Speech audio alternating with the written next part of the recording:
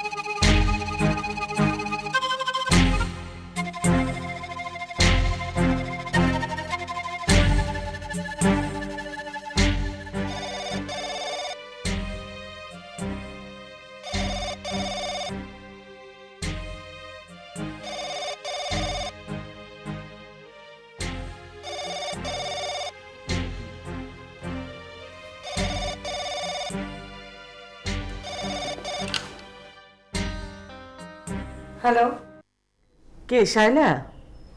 আমি ঋতু বলছি। ঘুমাচ্ছিলে নাকি মা? শুধু ঘুমাচ্ছিলাম না, স্বপ্নও দেখছিলাম। আপনি আমার ঘুম স্বপ্ন দুটোই ভাঙিয়ে দিলেন। সরি মা। সরি বলে তো কোনো লাভ নেই। আমি তো এখন ইচ্ছে করলেও এই স্বপ্ন আর দ্বিতীয়বার দেখতে পারবো না। মানুষ একবারই স্বপ্ন দেখে। আচ্ছা শুনেন, আমি কি স্বপ্ন দেখছিলাম আপনি জানেন? কি স্বপ্ন? আমার বাবা আপনাকে রেখে আরেকটা বিয়ে করেছে। নতুন বউয়ের চেহারা সুরত খুবই সুন্দর, আপনার মতন না। নতুন বউকে আমি ধরে ধরে ঘরে নিয়ে যাচ্ছি। আমি আরো কি স্বপ্ন দেখেছি জানেন? কি? আরো দেখেছি আমি তাকে ছোট মা বলে ডাকছি। যদিও আমি প্রমিস করেছিলাম নিজেকে আমি কখনো আর কাউকে মা বলে ডাকবো না। স্বপ্নে আমি নিজেই আমার প্রমিসটা ভেঙে দিয়েছি। কি ইন্টারেস্টিং না ঋতু বেগম? হ্যাঁ, খুবই ইন্টারেস্টিং। আচ্ছা, আমি আপনার সাথে এত কথা বলছি কেন বলেন তো? আপনি তো আমার সেরকম কেউ না। এবার আমাকে বলেন তো কেন ফোন করেছেন?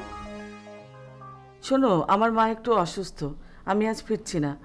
তোমার বাবার সঙ্গে অবশ্য কথা হয়েছে। জিতু ওর মানি ব্যাগটা আর চশমাটা ফেলে গেছে। কোথায় যে ফেলে রেখেছে কিছুতেই মনে করতে পারছে না। সে একটু পরেই আসবে, তুমি একটু খুঁজে দিও তো মা। আমার খোঁজা লাগবে না, আপনার ছেলের চশমা আপনি নিজে এসে খুঁজে নেবেন।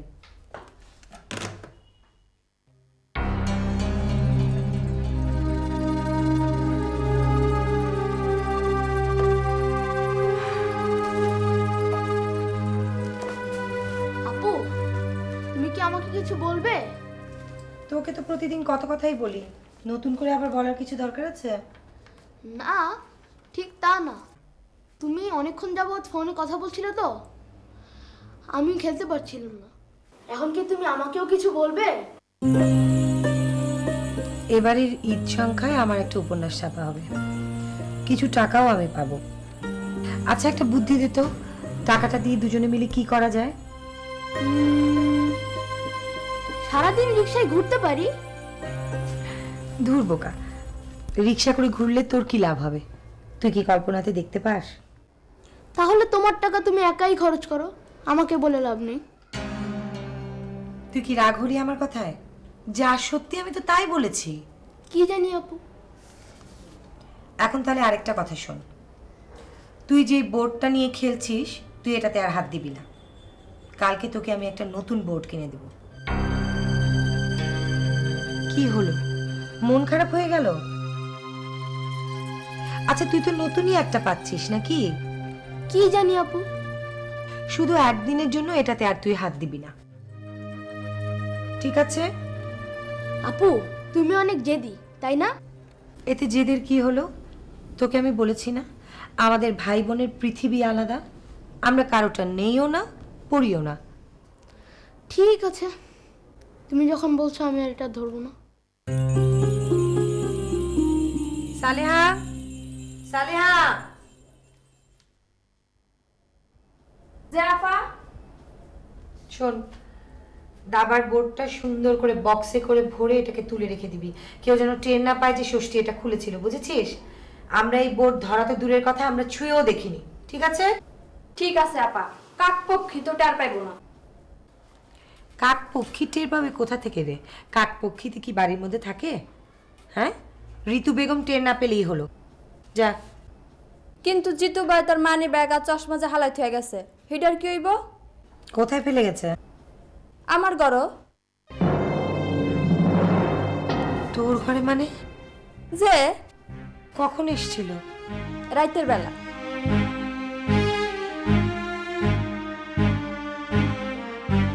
রাতের বেলা জিতু ওর ঘরে কেন এসেছিল?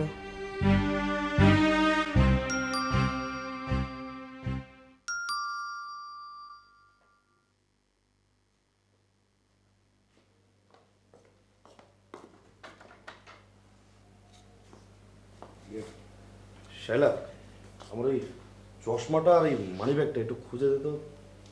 কোথায় যে রাখলাম ভুলে গেছি। আরে সকালে যখন বের হই তখন মনে হচ্ছিল যে চশমা ছাড়াই পারবো, এখন আর কিছুই দেখতে পাচ্ছি না। কিছু দেখতে পাচ্ছিস না মানে? আমাকেও কি দেখতে পাচ্ছিস না? বিশ্বাস কর, কিছুই দেখতে পাচ্ছি না। কিছু না দেখতে পেলে বাড়ি পর্যন্ত এলি কি করে? ছি ছি ছি ছি ছি। দূর ছাই, ফাজলামো রাখ, চশমাটা দে। ফাজলামি রাখ মানে? সত্যি কথা বলাটা কি ফাজলামি নাকি? আচ্ছা যাক, আমি মিথ্যে বলেছি, এখন চশমাটা খুঁজে দিবি? না দিলে কি করবি? মারবি? মারবি আমাকে? মার, মার আমাকে, মার। কি ব্যাপার, কি এরকম করছিস কেন? কিচ্ছু হয়নি আমার, তোর সাথে একটু মজা করছি। তোকে আমার অসহায় দেখতে খুবই ভালো লাগছে। চিড়িয়াখানায় গেছিস কখনো? বাঘ দেখেছিস? চিড়িয়াখানার খাঁচার মধ্যে যখন বাঘগুলো বন্ধ হয়ে থাকে, দূর থেকে বাচ্চারা দেখে মজা পায়। তোকে আজকে আমার চিড়িয়াখানার বাঘের মতন লাগছে। বুঝতে পেরেছি, তোকে আমি অনেক রাগিয়ে দিয়েছি। তোর তো চশমা আর মানি ব্যাগটা হলেই চলে নাকি? এক কাজ কর, তুই সোজা সালেহার ঘরে চলে যা। তোর মানি ব্যাগ আর চশমা ওখানেই তুই পাবি। আমার মনে হয় অনুমান করে যেতে তোর অসুবিধা হবে না। কি, তুই তো রাতের অন্ধকারে সালেহার ঘরেই যাস? কি হলো, যাচ্ছিস না যে? তোকে কি হাত ধরে নিয়ে যাব?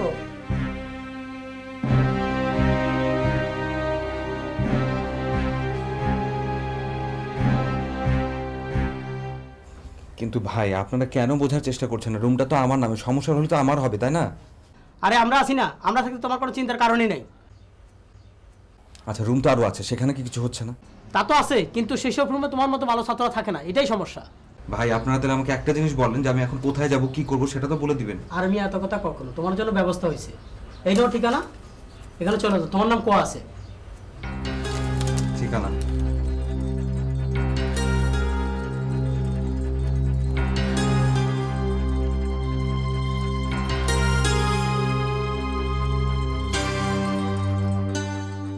আমরা স্যার এই রুমে তো না কেউ না ঢুকে, বুঝতে পারছো?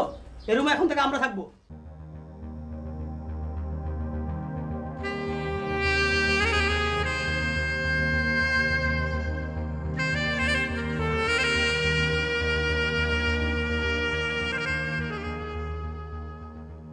কে আপনি? আমার নাম অরণ্য, আমার এই রুমে থাকবার কথা ছিল। ও আচ্ছা, আমরা এখন মিটিং করতেছি, আপনি পরে আসেন। জি। আচ্ছা, মালপত্র নিয়ে কই যান? এখানে রেখে যান। জি।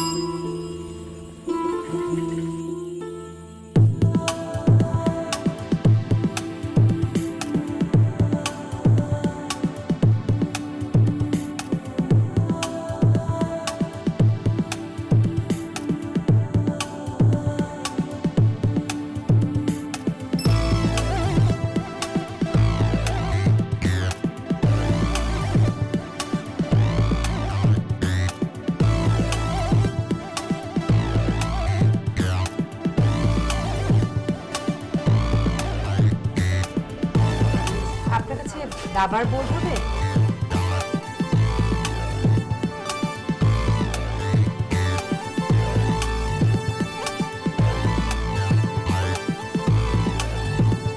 Braille chess board.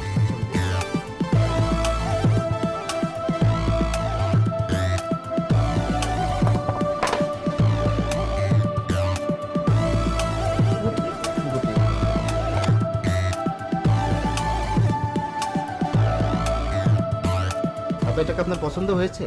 হ্যাঁ, পছন্দ হয়েছে। কত দাম এটার? এটার দাম 2500 টাকা।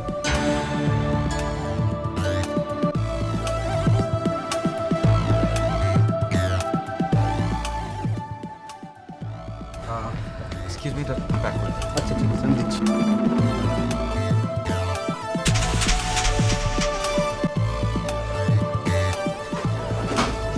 Excuse me.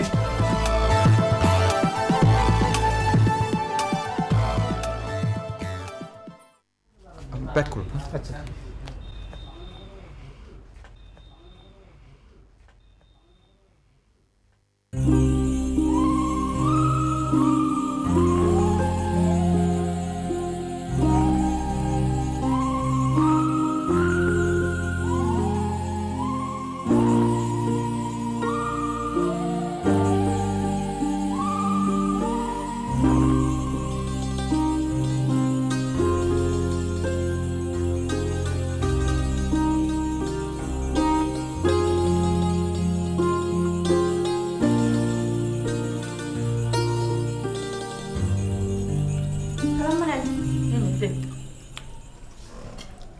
দেখি ষষ্ঠী প্লেটটা দিন।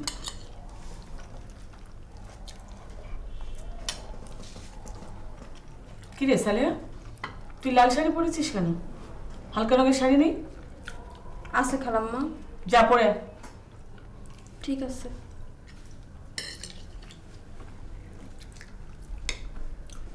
লাল রঙের শাড়ি পরলে অসুবিধা কি? আছে আছে, অসুবিধা আছে, তুমি বুঝবে না।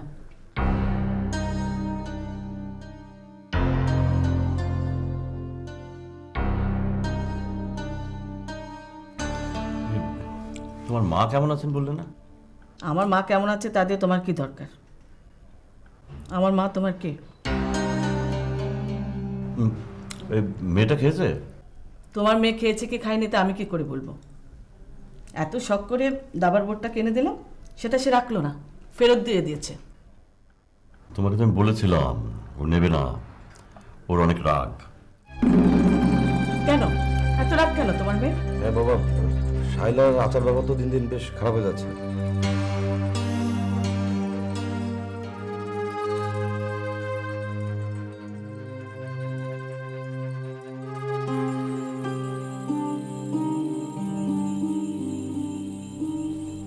কিরে মা, তোর পরীক্ষা তো শেষ, এখন আবার টেবিলে বসে বসে কি লিখছিস? একটা উপন্যাস লিখেছি, তার প্রুফ দেখছি। উপন্যাস লিখেছিস? খুবই কঠিন কাজ, তবে উপন্যাসটা নিষিদ্ধও হতে পারে। হ্যাঁ, বুঝলাম না। তোমার এত বোঝার দরকার নেই, তুমি তো কেমিস্ট্রির লোক, তুমি উপন্যাস বুঝে কি করবে? আজকে যদি আমার মা বেঁচে থাকতো তাহলে হয়তো উনি বুঝতে পারতেন। অবশ্য মা বেঁচে থাকলে হয়তো আমার উপন্যাসটা লেখার প্রয়োজনই হতো না। উপন্যাসটা কি তোর মাকে নিয়ে লেখা? শুধু মাকে নিয়ে হবে কেন বাবা? উপন্যাসটা মাকে নিয়ে লেখা, তোমাকে নিয়ে লেখা, আমাকে নিয়ে লেখা, জিতুকে নিয়ে লেখা, ঋতু বেগমকেও নিয়ে লেখা। এতে এত অবাক হওয়ার কি আছে বাবা? আমার মার সাথে তোমরা জড়িত ছিলে না? যদিও আমার উপন্যাসে সালেহার কথাও আছে, সেও আমার উপন্যাসের একটা এক্সট্রা ক্যারেক্টার। উপন্যাস লিখে কি হবে? উপন্যাস লিখে তো অনেক কিছুই হতে পারে বাবা। এই উপন্যাসের মাধ্যমে আমি 3 জন মানুষকে মানসিক কাঠগড়ায় দাঁড় করাতে চাই। এই 3 জনের মধ্যে কি আমিও আছি? অবশ্যই আছে, তোমাকে তো দাঁড় করাতে হবে সবার আগে। আচ্ছা এনিওয়ে, এইসব প্রসঙ্গ বাদ দাও তো বাবা, অন্য কোনো প্রসঙ্গে কথা থাকলে বলো। মারে, তোর মা মারা যাবার পর থেকে তুই প্রয়োজন ছাড়া কোনো কিছুই নিসনি। আমি তোকে কিছু দিতে চাই। বলো, কি দিতে চাও আমাকে? না, ওই ভার্সিটি থেকে আমার রিসার্চের জন্য আমি কিছু টাকা পেয়েছি, সেই টাকাটা আমি তোকে দিতে চাই। টাকাটা তুমি আমাকে কেন দিতে চাইবে? মানে আই মিন একটা কারণ তো থাকবে। না, ওই মনে কর এই উপন্যাসটার জন্যই আমি তোকে টাকাটা দিতে চাইছি। উপন্যাসের জন্য টাকা দিবে পত্রিকা অফিস, তুমি কেন দিতে চাইবে? না, ধর ইয়ে বাবা হিসেবে আমি তোকে টাকা দিতে পারি না। না, পারো না। কেন? সব কেনর কোনো উত্তর নেই বাবা। যেমন আমার মারও অনেক কেনর উত্তর তুমি দিতে পারো না। আমি কি করতে পারতাম বল? তোর মা ছিল প্রচন্ড রকমের অভিমানী। অভিমান করে এভাবে যে সে পৃথিবী ছেড়ে চলে যাবে আমি চিন্তাও করতে পারিনি।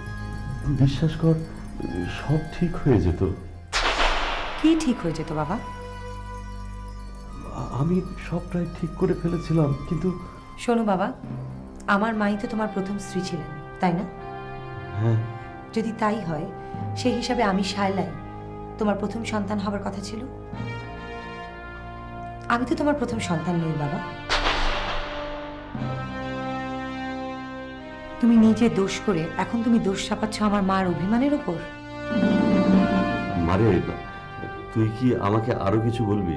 কি আশ্চর্য কথা, বলতে এলে আমার সাথে তুমি, আর এখন আমাকে জিজ্ঞেস করছো আমি কিছু বলবো কিনা। শোনো, তোমাকে এতক্ষণ যা যা আমি বলেছি সেগুলো হলো শুধু অকেশনাল কমেন্টস, বুঝতে পেরেছো? তাছাড়া তোমার সাথে এত আহ্লাদ করে তো কথা বলার কোনো কারণ নেই। আমার কথা বলার আর অনেক মানুষ আছে।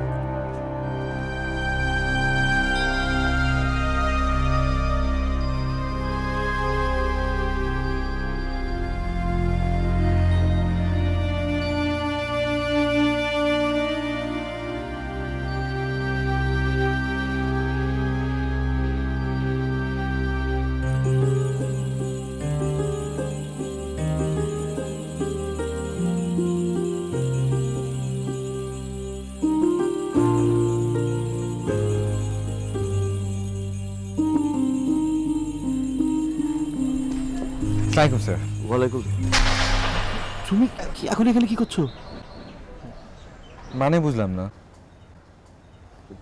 তোমাকে না পুলিশ খুঁজছে? জি স্যার। তাহলে পুলিশের কাজ পুলিশ করছে, আমি আমার কাজ করছি স্যার। মানে বুঝতে পারেননি? বাংলাদেশের পুলিশ নিজেদেরকে অনেক বেশি চালাক মনে করে। তারা ভাবতেই পারেনি যে আমি এখানে থাকতে পারি। তারাও ভেবেছে যে আমি তাদের মতো ভীতু। তোমার ভয় করছে না? না, একদম না। আমার হার্টবিট একদম নরমাল। আচ্ছা, আমি চলি। জি স্যার। স্যার, যাবার আগে আপনি আমাকে একটা বুদ্ধি দিয়ে যাবেন। কি বুদ্ধি? না মানে আসলে হয়েছে কি, আমার কাছে খুব দামি একটা বোর্ড আছে। এখন আমি বুঝতে পারছি না আমি এটা নিয়ে কি করব। হলেও রেখে আসতে পারছি না, যদি কেউ নিয়ে যায়। তাহলে এখন কি করতে চাও? সেটাই তো বুঝতে পারছি না আমি এখন কি করব। আমাকে কি করতে হবে? স্যার, আপনি যদি কিছু মনে না করেন, আপনি আপনার বাসায় এটা নিয়ে যান। আমার যখন লাগবে আমি নিয়ে আসবো। কিন্তু আমি তো এখন একটু ডিপার্টমেন্টে যাব। তাহলে কোনো সমস্যা নেই স্যার, আমি ফ্যাকাল্টির সামনে অপেক্ষা করছি। আপনার যখন কাজ শেষ হবে তখন দুজনে বাসা পর্যন্ত চলে আসবে। আচ্ছা, তুমি এক কাজ করো, তুমি আমার বাসায় গিয়ে আমার কথা বলে এটা রেখে আসো, ঠিক আছে? Thank you sir, thank you. জি জি, আসসালাম।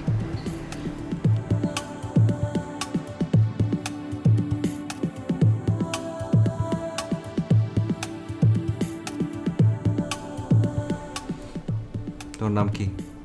নাম বলে লাভ নেই, কেন? উচ্চারণ করতে পারবেন না। ও আচ্ছা, তাই।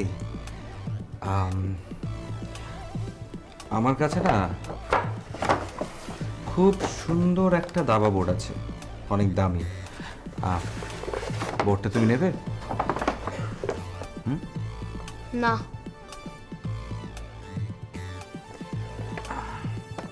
জানতে পারি কেন নিবে না? আপু নিষেধ আছে। আপু নিষেধ আছে, আপু নিষেধ করলে নেওয়া যাবে না, তাই তো?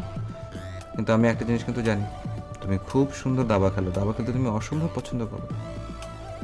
আপু যদি বলে আজ থেকে তুই আর দাবা খেলবি না, আমি খেলবো না। শুধুমাত্র আমার জন্যই সে এত দুঃখ কষ্ট সহ্য করে বেঁচে আছে, নইলে কবেই মরে যেত।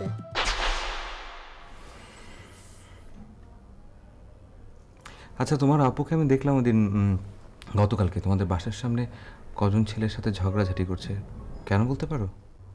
ভাইয়ার বন্ধুরা আপুকে খারাপ কথা বলেছে তো, তাই।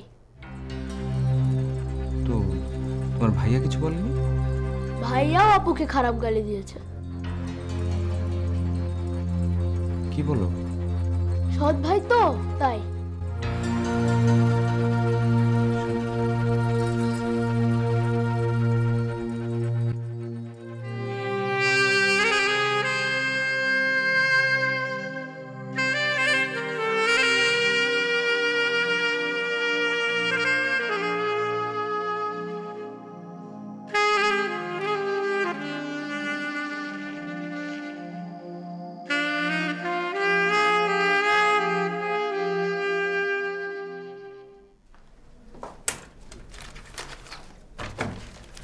কিরে, কোথায় যাচ্ছিস? উপন্যাসের ব্যাপারে পত্রিকা অফিসে কাজ আছে।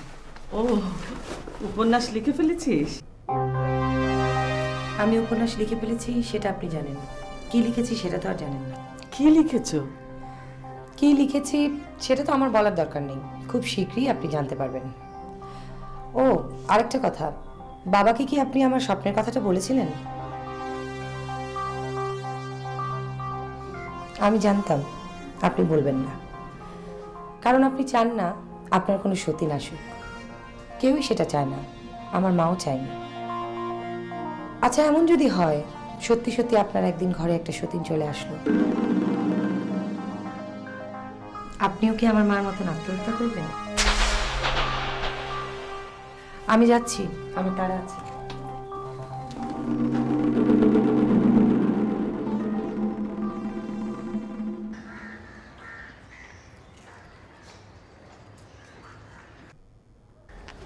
এক্সকিউজ মি, কেমন আছেন?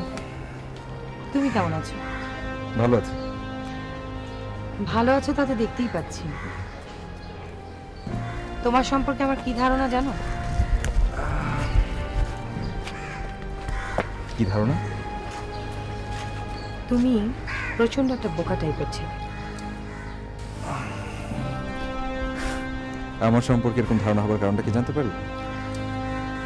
তোমার চেহারা সুরত থেকে কিন্তু খুব একটা আমার মনে হয় না যে তোমার ফিনান্সিয়াল কোনো, কি ঠিক বলিনি? রাইট। আর বোকা টাইপের মানুষ বলে তুমি কোনো টিউশনই জোগাড় করতে পারোনি, রাইট? রাইট। ঢাকা শহরে বোকাদেরকে কেউ চালায় না। বৃদ্ধাদের জন্য আশ্রম থাকলেও বোকাদের জন্য কিন্তু নেই। সুতরাং তোমার চলার টাকা আসে অন্য কোথাও থেকে, ঠিক? জি। আর যিনি তোমাকে টাকাটা দেন তিনি নিশ্চয়ই চান না যে তুমি কোনো মেয়েকে সেই টাকাটা দিয়ে দামি দাবার বোর্ড কিনে দাও। এক্স্যাক্টলি, আপনি একদম ঠিক কথাটা বলেছেন। আমাকে এই জন্য টাকা দেওয়া হয় যাতে করে আমি সেই টাকা দিয়ে ঠিক মতো পড়াশোনা করতে পারি। তুমি কি করছো? আমি এই জন্যই তোমাকে একটা প্রচন্ড বোকা টাইপের ছেলে বলেছি। আমার কি খুব বেশি ভুল হয়ে গেছে? না, একদম না। আপনি যা বলেছেন একদম ঠিকঠাক বলেছেন। আচ্ছা, তুমি কি আমাকে পছন্দ করো?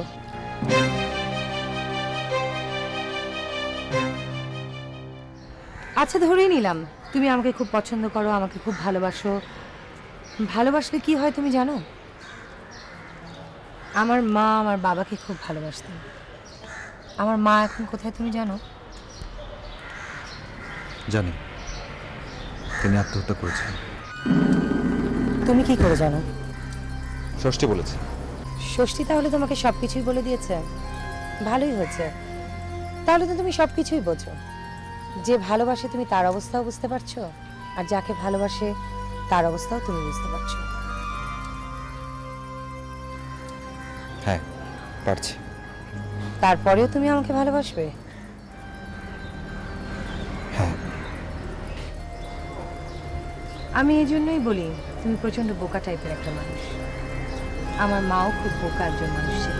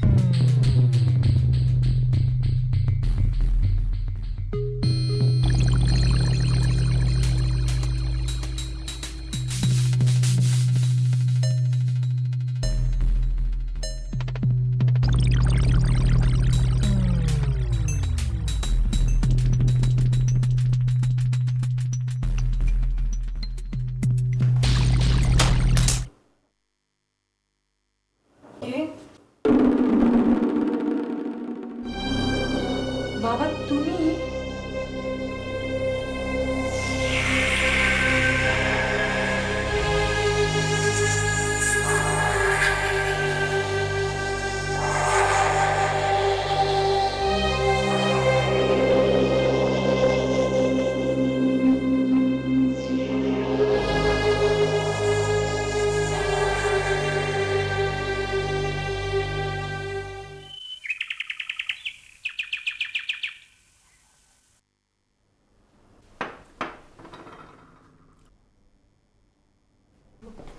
কি রে চলে যাচ্ছিস যে? নাস্তা করবি না? বাসার সবাই মিলে আমার পেছনে লেগেছো, আবার তুমি আমাকে নাস্তা খাবার কথা বলছো? দিনের আলোতে পারবে না বলে কি রাতের অন্ধকারে রহস্য উদ্ধারের চেষ্টা করছো? শোনো বাবা, এখানে তো রহস্যের কিছু নেই। আমি তোমাদের প্রত্যেককে উদ্দেশ্য করে আজকে একটা কথা বলতে চাই। আমার সাথে যা যা করছো তোমরা সবাই, তার ফল তোমরা এখানেই পাবে। আর আমি যা করছি তাতে এক চুলও বেশি থাকবে না। তোমাদের অমানবিক অত্যাচার আমাকে, আমার মাকে, ষষ্ঠীকে, এমনকি সালেহাকেও শান্তিতে থাকতে দেয়।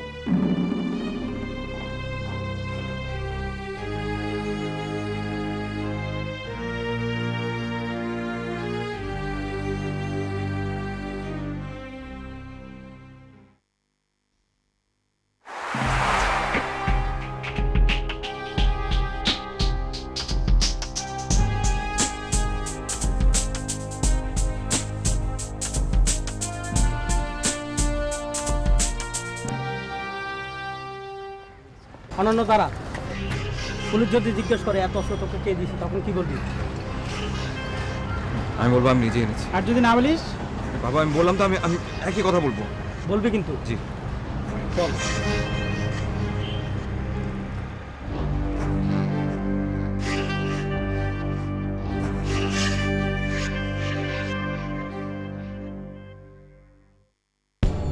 আরে অনন্য, তুই এতক্ষণ কোথায় ছিলি?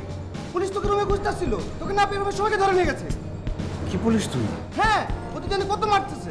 আচ্ছা ঠিক আছে, তুই কোনো চিন্তা করিস না, আমার একটা কাজ আছে, একজনের সঙ্গে দেখা করতে হবে। ওটার পরপরে আমি দেখি থানায় যোগাযোগ করবো সরাসরি। তুই এক কাজ কর, তুই যা এখান থেকে। ঠিক আছে, তার সাথে যোগাযোগ করবো।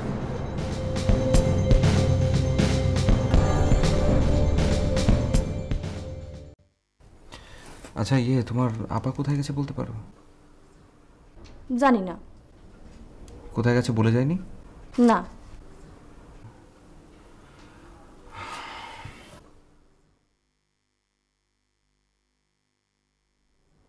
আচ্ছা, এই জিতু ছেলেটা কেমন?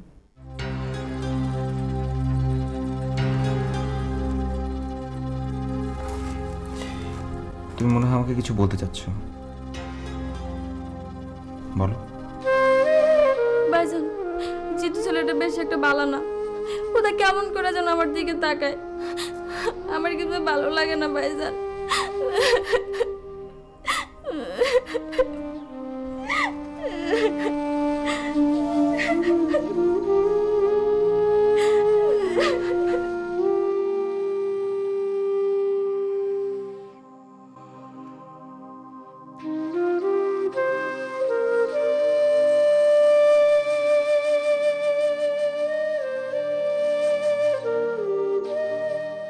এই বাসায় আর এক মুহূর্ত অবস্থান করা সালেহার জন্য নিরাপদ নয়। জিতুর উপন্যাসটা পড়া শেষ হয়ে গেলেই সে সালেহার উপরে হিংস্র হয়ে উঠবে। মেশিন হিংস্র হয়ে উঠলে তাকে থামানোর কোনো উপায় নেই।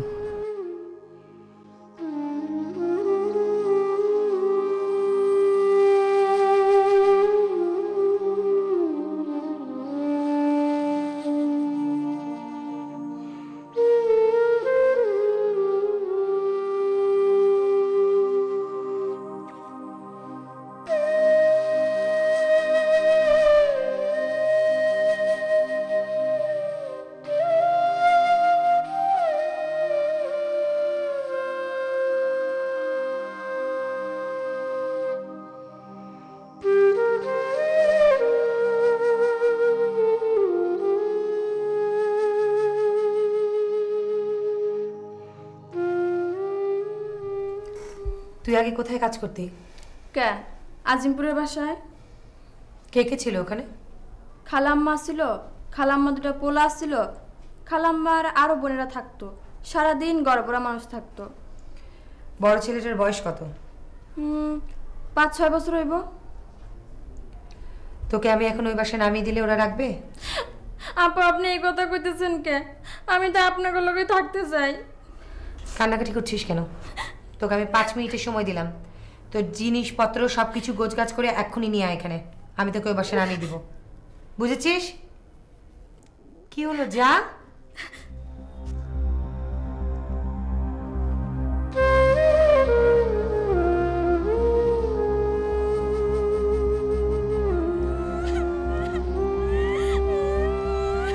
সালেহা, কাঁদছিস কেন? আমি তো মাঝে মধ্যেই তোকে গিয়ে দেখে আসবো। আফা, আমাকে যদি আর কোনোদিন দেখা না হয়। আরে তুই বোকা, তুই কি বুড়ি হয়ে গেছিস যে তুই ফাট করে মরে যাবি? কইতে পারি না তো আপা। আমার মনে হয় কি জানেন, আমি হঠাৎ করে কবে মরে যাবো। এসব কথা রাখ, আর এখন একে একটু সাবধানে থাকবি, ঠিক আছে? আমি গিয়ে তোকে দেখে আসবো। হ্যাঁ, যাইবেন তো? হ্যাঁ, নিশ্চয়ই যাবো। ঠিক আছে, চল। কাঁদিস।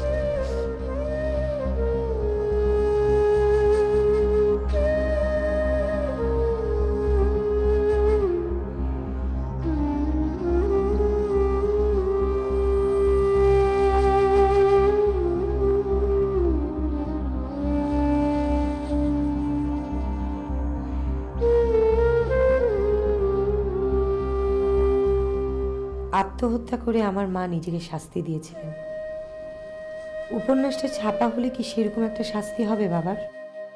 আমি তো শুধু বাবাকে শাস্তি দিতে চাই না, আমি ঋতু বেগমকেও শাস্তি দিতে চাই, জিতুকে শাস্তি দিতে চাই। 3 জনকে কি একটি উপন্যাসের মাধ্যমে সেরকম একটি শাস্তি দেয়া যেতে পারে? বাবা যদি সেরকম একটি শাস্তি পেয়ে যেত, তবে বাবাকে আমি ক্ষমা করে দিতাম। বাবার সাথে ভালো করে কথা বলতাম, একসাথে খেতাম, তার সাথে তার দেয়া টাকাও নিতাম। বাবার শাস্তি তো ধীরে ধীরে বাড়ছে। ঈদ সংখ্যায় উপন্যাসটা ছাপা হলে বাবা আরো বেশি শাস্তি পাবে। বই আকারে ছাপা হলে তার চেয়েও বেশি শাস্তি পাবে। একসময় কি বাবা সেরকম কোনো শাস্তির সীমানায় পৌঁছতে পারবে? জিতু কি পৌঁছতে পারবে? আর ঋতু বেগম, সে কি পৌঁছতে পারবে?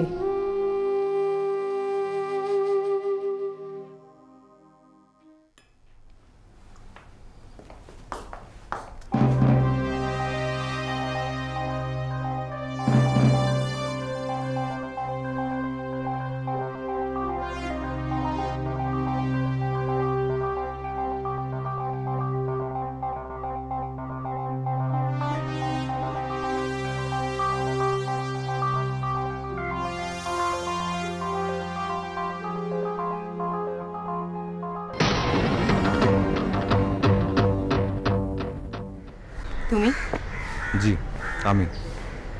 তোমাকে এখনো পুলিশ খুঁজে পায়নি? না। ভালোই হলো, আজকে আমি আমার উপন্যাসটা জমা দিতে যাচ্ছি। আমার সাথে চলো। কোথায়? সম্পাদকের বাসায়। ঠিক আছে, আমি যাব, কিন্তু তার আগে আপনার সঙ্গে আমার ইম্পর্ট্যান্ট একটা কথা আছে। বলো। এখানে বলতে পারবো না, একটু সময় দেবেন? কোথায়? ওদিকটা। চলো।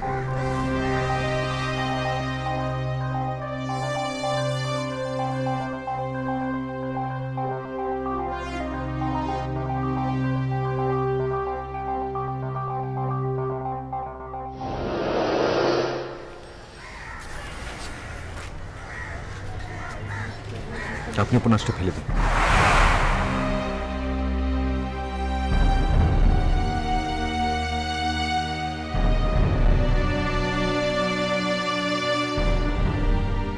কি?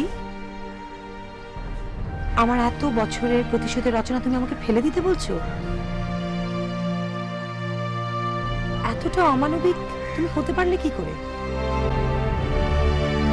আর তুমি কি করে ভাবলে তোমার এক কথায় আমি আমার এত বছরের একটা জিনিস বিসর্জন দিব?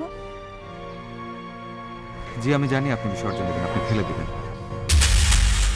কারণ পৃথিবীর সবচাইতে সহজ সরল মানুষগুলো সবচাইতে বড় বড় শিকার হয় ফাঁদে পড়ে।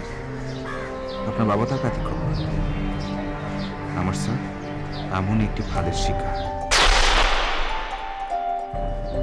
জীবনে মানুষ অসংখ্যবার ফাঁদে পা দেয়, কিন্তু আমার স্যার একটা ফাঁদে পা দিয়ে জীবনটাকে শেষ করে ফেলেছেন। এবং আমি চাই না, আমি কোনোভাবে চাই না তিনি আপনার ফাঁদে পা এবং পা দিয়ে তিনি নিজেকে শেষ করে ফেলুক। এবং তিনি যদি পা দিয়ে ফেলেন, এটা হবে তার জীবনের সর্বশেষ ফাঁদ, অন্তিম ফাঁদ। তুমি কি বলতে চাচ্ছ? তুমি কি জানো যে তুমি আমার অতি ব্যক্তিগত একটা ব্যাপারে মন্তব্য করছো, যার অধিকার আমি তোমাকে দেইনি? আমি জানি, আমি এটা খুব ভালো করে জানি, কিন্তু আপনি একটা ব্যাপারকে আমাকে বলবেন, ব্যক্তিগত বিষয় কি তখন ব্যক্তিগত থাকে যখন সেটা সবার কাছে চলে আসে? ব্যক্তিগত বিষয় তখনই ব্যক্তিগত থাকে যখন সেটা নিজের মধ্যে থাকে। আপনি আপনার ব্যক্তিগত বিষয় সবার সামনে নিয়ে আসছেন, জনগণের সামনে নিয়ে আসছেন, যাতে করে আপনার ব্যক্তিগত বিষয় সবাই জানতে পারে। সবাই জানতে পারে আপনার বাবার কথা, এবং আপনার বাবাকে সবাই ধিক্কার করবে, আপনার বাবাকে সবাই থুতু দিবে। আপনি সেটাই চাচ্ছেন, তাই না? আপনি আপনার বাবার জন্য ফাঁদ পাচ্ছেন, যেটা সারাটা জীবন সবাই করে আসছে। 24 বছর আগে আপনার সৎ মা যেটা করেছিল, আপনি এখন তাই করছেন, প্রতিশোধ পরায়ণ। আপনি এবং আপনার সৎ মা দুজনই ইকুয়ালি স্বার্থপর। তোমার কি আরো কিছু বলার আছে? জি আছে, আরো অনেক কিছু বলবার আছে। আপনি অন্যের জন্য যে ফাঁদটা পেতেছেন না, আপনি ভুলে যাচ্ছেন সেই ফাঁদে আপনি নিজেও পড়তে যাচ্ছেন। প্রতিশোধ নিতে যাচ্ছেন, তাই তো? প্রতিশোধ নেবার হাজার রকম, কোটি রকমের উপায় আছে। আপনি বেছে নিয়েছেন সবচেয়ে নিকৃষ্ট উপায়। আপনি একটা জিনিস কোনোভাবেই বুঝতে পারছেন না, একজন মানুষ একটা বিষয় একই সময় জয়ী এবং পরাজিত কোনদিন হতে পারে না, এটা অসম্ভব।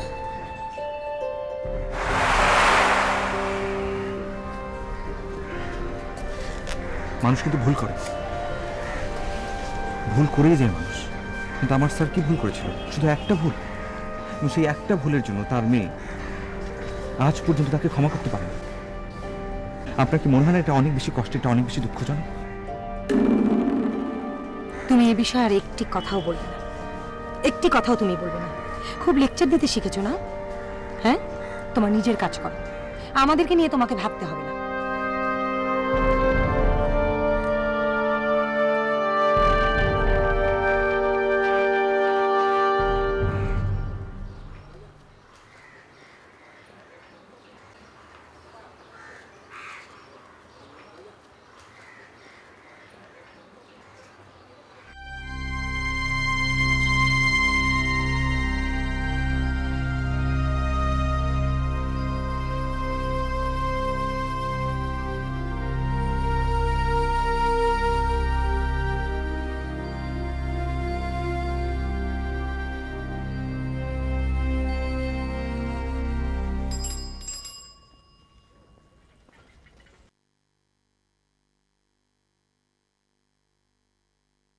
সম্পাদকের কাছে উপন্যাসটি জমা দিলেই তো ছাপা হয়ে যাবে, কিন্তু তারপর বাবার কি হবে? আর রিকশাওয়ালা ঘুরাও।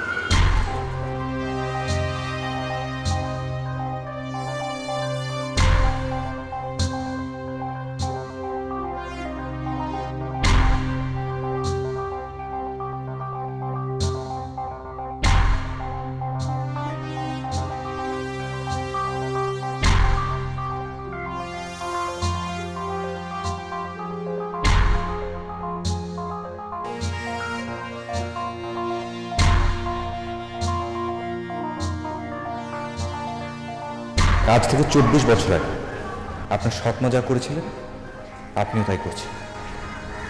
আপনারা দুজন ইকুয়ালি স্বার্থপর। আপনি অন্যের জন্য যে ফাঁদটা করছেন সেই একই ফাঁদে আপনিও পড়তে যাচ্ছেন। প্রতিশোধ নেবার হাজার রকম উপায় আছে, কোটি কোটি উপায় আছে, কিন্তু আপনি যে পন্থা অবলম্বন করছেন, যে উপায় অবলম্বন করছেন, সেটা হচ্ছে সবচেয়ে নিকৃষ্টতম উপায়। কিন্তু আপনি একটা ব্যাপারকে আমাকে বলবেন, ব্যক্তিগত বিষয় কি তখন ব্যক্তিগত থাকে যখন সেটা সবার কাছে চলে আসে? ব্যক্তিগত বিষয় তখনই ব্যক্তিগত থাকে যখন সেটা নিজের মধ্যে থাকে। আপনি আপনার ব্যক্তিগত বিষয় সবার সামনে নিয়ে আসছেন, জনগণের সামনে নিয়ে আসছেন, যাতে করে আপনার ব্যক্তিগত বিষয় সবাই জানতে পারে। সবাই জানতে পারে আপনার বাবার কথা, এবং আপনার বাবাকে সবাই ধিক্কার করবে, আপনার বাবাকে সবাই থুতু দিবে। আপনি সেটাই চাচ্ছেন, তাই না?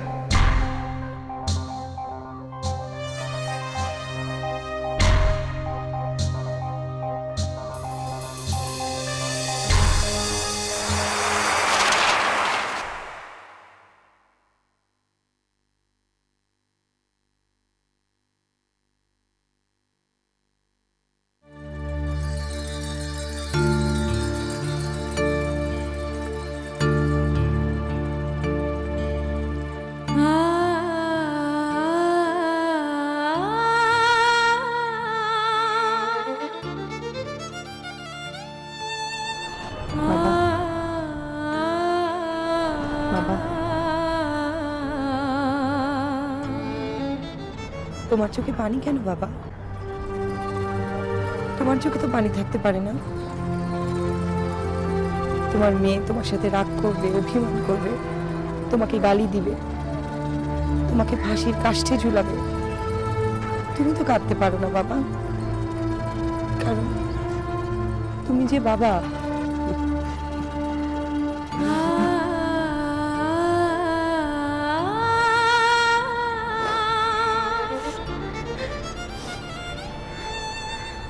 বাবা, অনন্যকে পুলিশ ধরে নিয়ে গেছে, তোমাকে একটু যেতে হবে।